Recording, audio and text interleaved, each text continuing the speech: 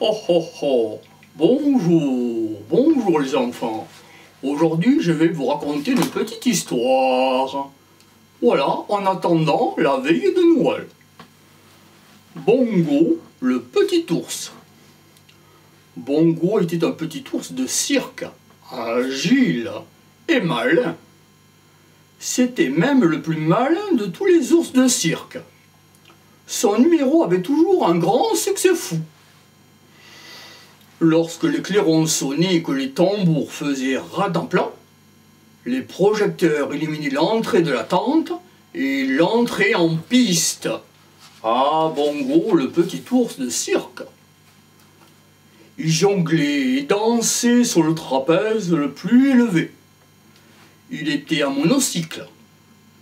Un vélo à une seule roue et un câble tendu au sommet du chapiteau. Sans aucun effort, tout facile, Bongo le petit ours. Chacun retenait son souffle. Hurrah Bongo, entendait-il crier. Il redescendait en glissant le long d'une corde raide. C'était le clou du spectacle, disait-on de lui. Pendant qu'il exécutait son numéro, il était vraiment le roi du cirque. Mais quand le numéro terminait, Bongo quittait la piste sous les applaudissements.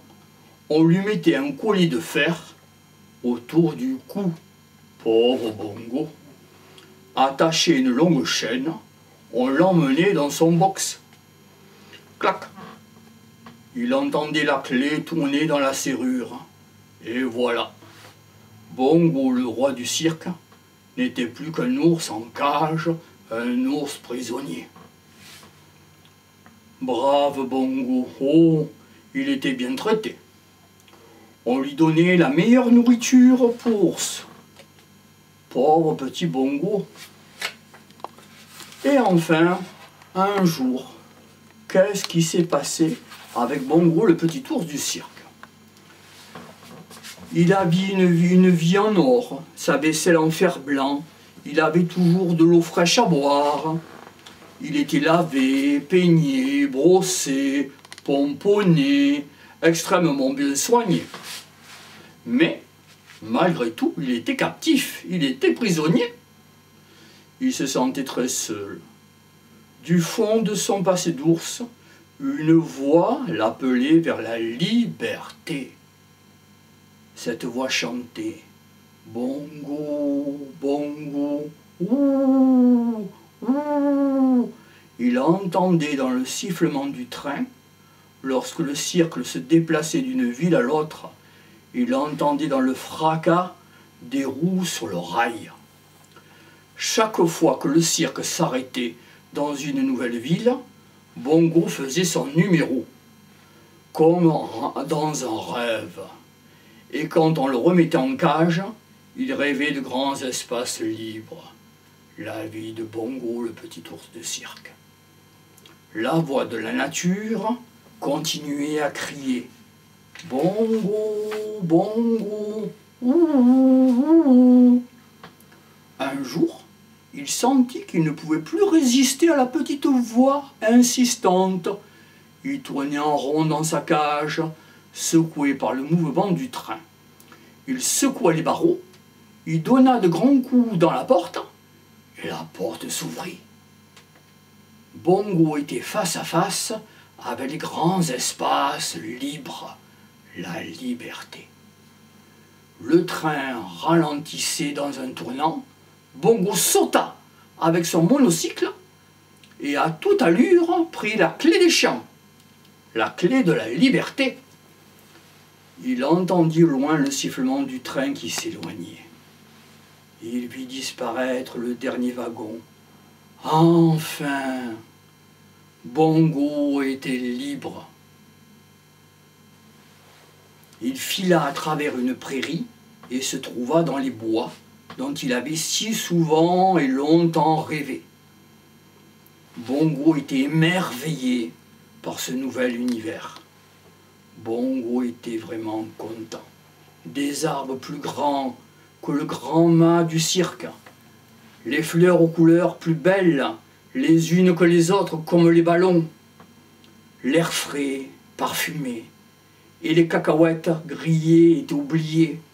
Que de merveilles!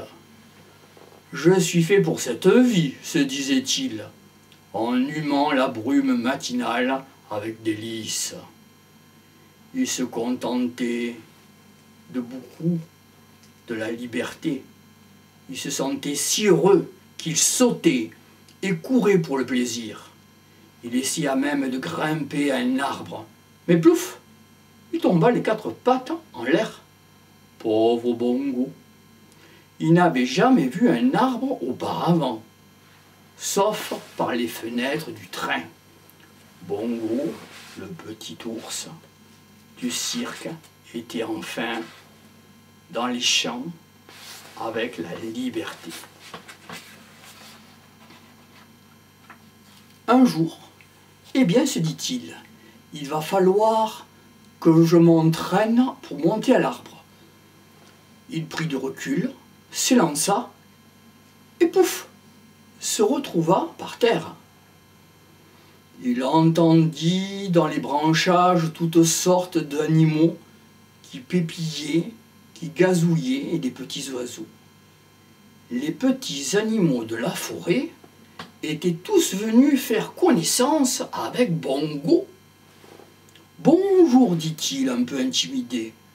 Soyons gentils. » Et lui apprirent que trop souvent les fleurs les plus parfumées cachent des secrets extraordinaires. Ils lui apprirent à se regarder dans un miroir d'eau calme. « Je ne me suis jamais tant amusé, leur dit Bongo, tout content.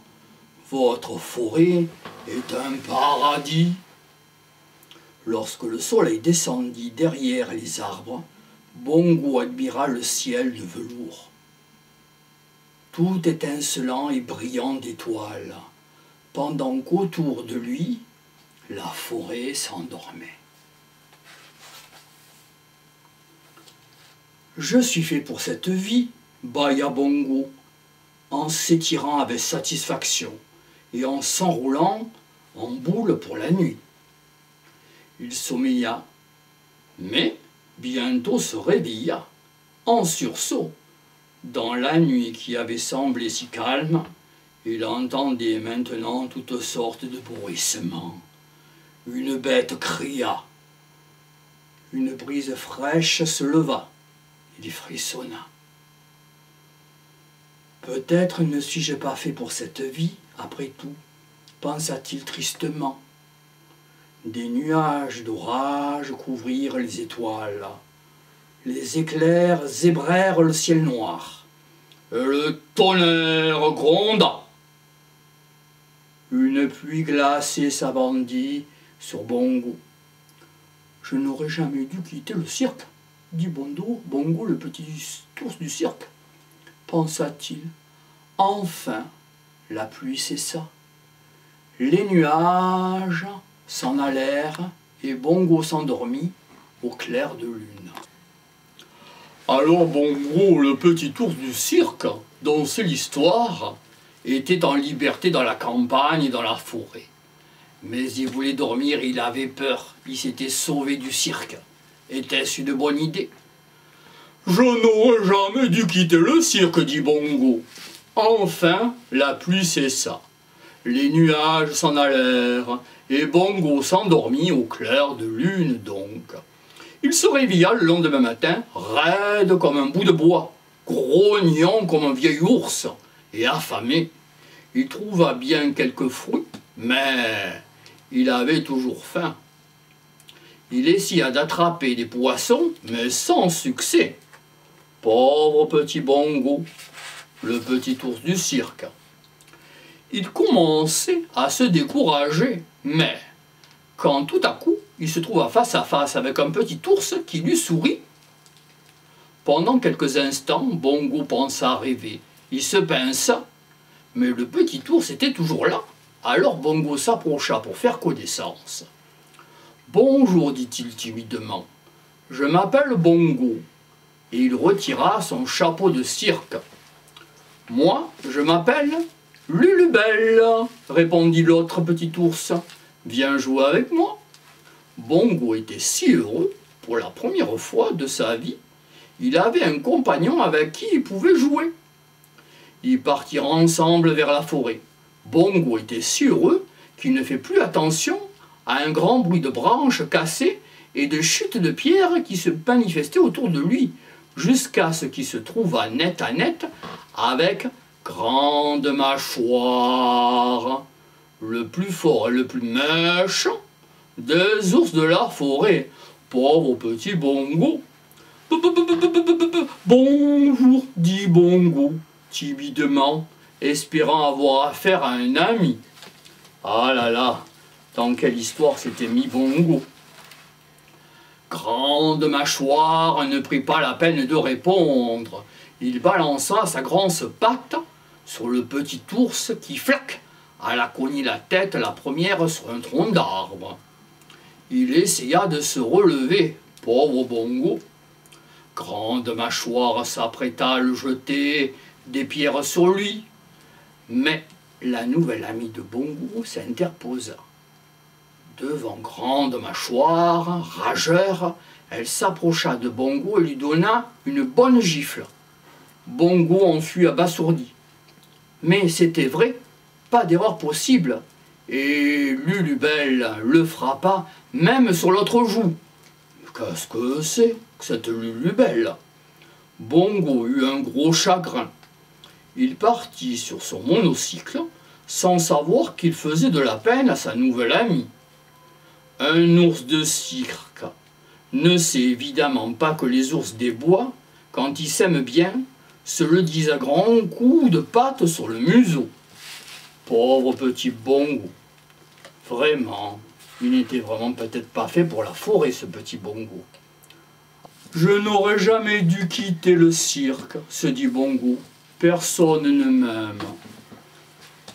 Et il poussa un gros soupir. En errant tristement, Bongo entendit tout à coup des bruits sourds et cadencés qui évoquaient une danse.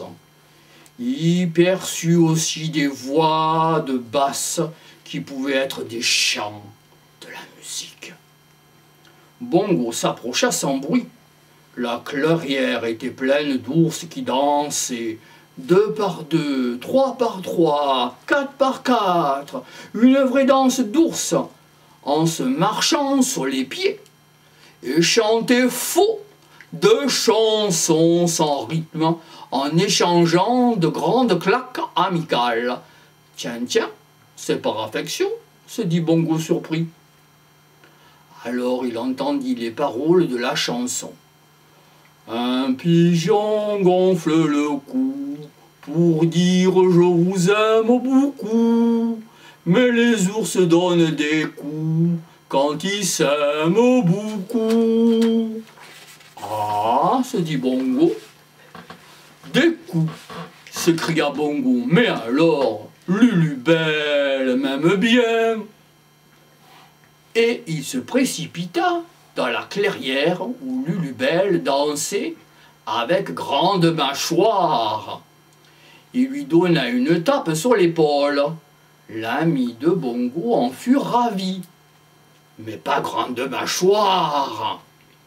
Il ne voulait pas, non, non, que Bongo soit le compagnon de Lulubelle et que son compagnon danse avec un autre ours.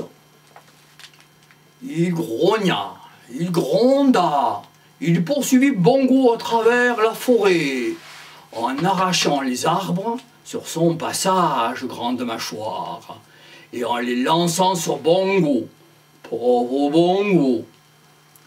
Mais arrivé à bord du précipice, Bongo fut obligé d'accepter le combat. Et puis crac, badaboum, floc, le bord de la falaise avait cédé. Et les voilà précipités tous les deux dans un torrent furieux. Les autres ours s'approchèrent de la rivière pour voir ce qui s'y passait. Ses nouveaux amis lui montrèrent alors où se trouvaient les réserves de miel. Et ils trouvèrent pour lui une bonne petite grotte, bien abritée et bien sèche, qui serait sa maison. « Je suis fait pour cette vie », s'écria Bongo tout joyeux. Et il jeta en l'air son petit chapeau de cirque, qui retomba dans les branches d'un arbre. « Oui, les copains, dit-il, maintenant, je suis Bongo, l'ours des bois. » Et oui, Lulubelle et Bongo vivent heureux dans la forêt. Oh,